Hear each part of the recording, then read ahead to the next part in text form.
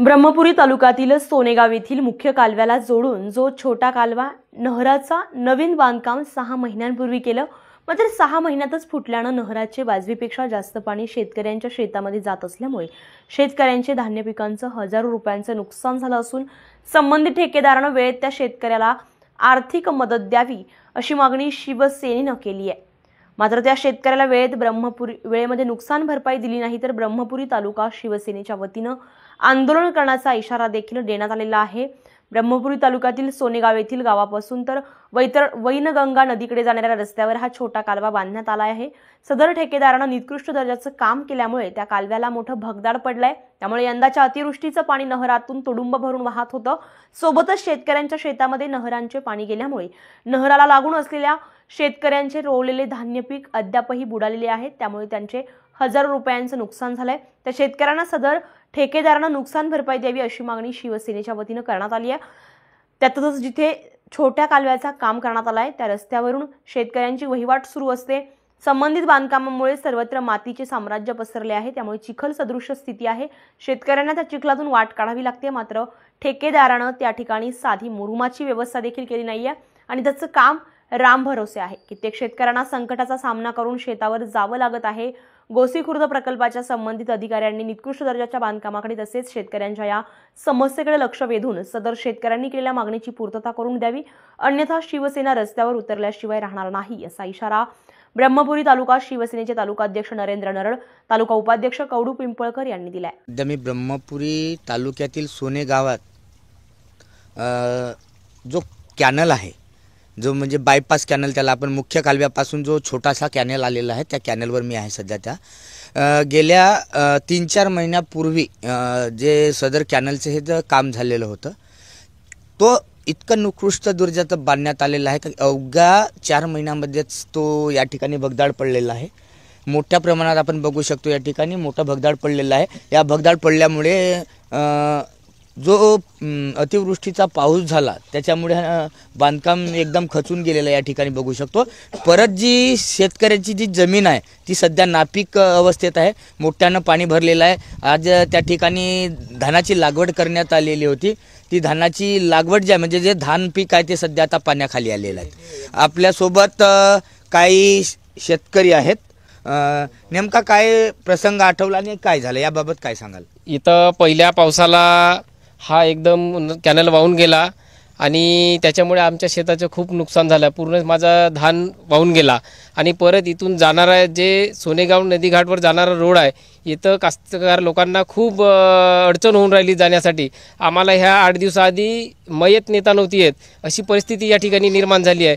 तरी हा जो कॅनल ज्यांनी बनवला त्यांनी या ठिकाणी मुरुम आणि हा कॅनल बनवून देण्यात यावा किंवा इथं येणारं पाणी तो बंद करण्यात यावा। आपली काही मागणी आहे का शासनाकडे संबंधित ठेकेदाराक? या अर्ध्या एकराचा जो धान वाहून गेला याचा मला नुकसान भरपाई मिळण्यात यावी। तर संबंधित ठेकेदारावर उचित कारवाई करणं आणि शासन स्तरावरून जे म्हणजे प्रकल्पाचे जे कोणी इंजिनियर असतील त्यांच्या थ्रू त्यांना कमीत कमी आर्थिक मदत मिळाली पाहिजे असे या शेतकऱ्यांची मागणी होती। आपल्यासोबत शिवसेना शिंदे गटाचे तालुका अध्यक्ष नरड आपल्यासोबत आहेत। काय सांगाल साहेब? आता तर आम्ही आधी माहिती करू काय हे काम कुठल्या ठेकेदारांनी केलेलं आहे, कारण की असं नालायक असं खराब काम केलेलं आहे की इथून जाता सुद्धा येत नाही आणि थोडं पाणी आलं की हा पूर्ण नहर इथून बघू शकता तुम्ही का पूर्ण नहर इथून वाहून गेलेला आहे। अशा नालायक ठेकेदाराला पकडून आधी त्याला विचारू का तू कुठल्या परिस्थितीमध्ये कसं काम केलेलं आहे, आधी आम्ही त्याला जाब विचारू, नंतर साहेबांना फोन करू, साहेबांना विचारू की साहेब तुम्ही असं काम कोणाला दिलं आहे आणि असे काम केले जातात का, आणि मला सांगा इथे एखाद्याचा जीव गेला आहे रस्त्यामध्ये तर याला जिम्मेदार कोण राहील? हां, याला जिम्मेदार कोण राहील? एखादा लहान मुलं आहे, शाळेची मुलं आहेत, कोणी पण इथून जातात, उद्या कमी झालं तर कोण त्याला जिम्मेदार राहील? तर हे सगळी जिम्मेदारी आम्ही एका अधिकाऱ्यावर टाकू। आत्ताच माहिती प्रसंग असा आहे का हा निकृष्ट दर्जाचा जो बांधकाम आहे त्या संबंधित ठेकेदार कारवाईसाठी काय आपले प्रयत्न असतील? अशा नालायक ठेकेदाराला आधी तिथे बोलावून आणि खडसावून सांगू आम्ही आणि मोठ्या प्रमाणात त्याच्यावर कारवाई करायला सांगू। धन्यवाद। निश्चितच काही शेतकरी आहेत, काय सांगाल काकाजी? अजे मी पडलो, ते आउट झाली गाडी तर मी पडलो, का करता माझी अंगठा फुटला आणि माणूस पडला, माणूस गाडीहून बस झाला। तर हे शेतकरी आहेत 2 दिवसापूर्वी सायकलनं जात असताना येथून पडले आणि त्यांना दवाखान्यात सुद्धा दुखापत झाल्याची ते माहिती देत आहेत।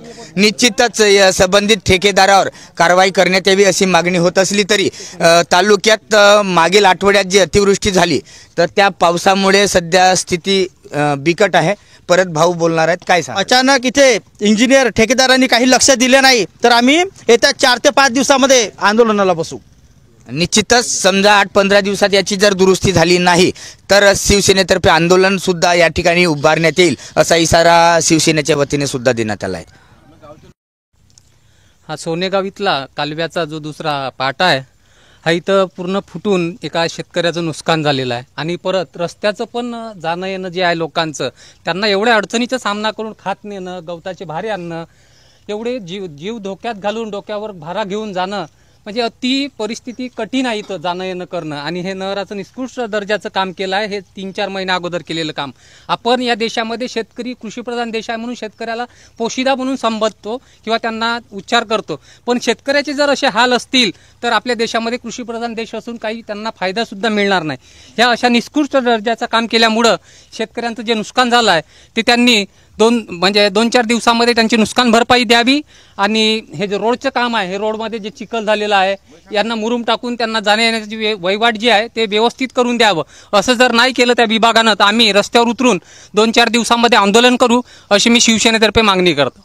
विनोद दोनाडकर, स्टार महाराष्ट्र न्यूज, ब्रह्मपुरी।